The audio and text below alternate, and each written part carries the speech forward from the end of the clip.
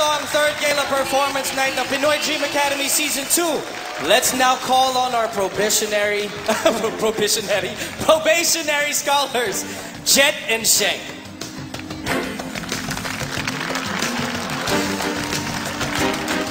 Hi, guys! This is it.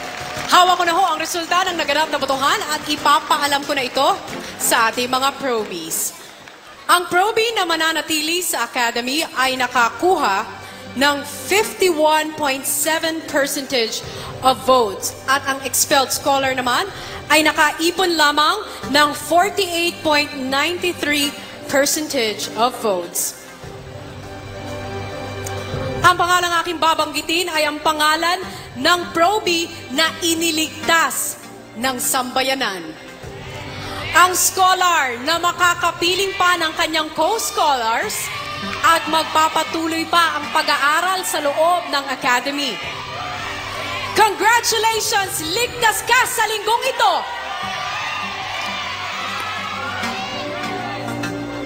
Jet!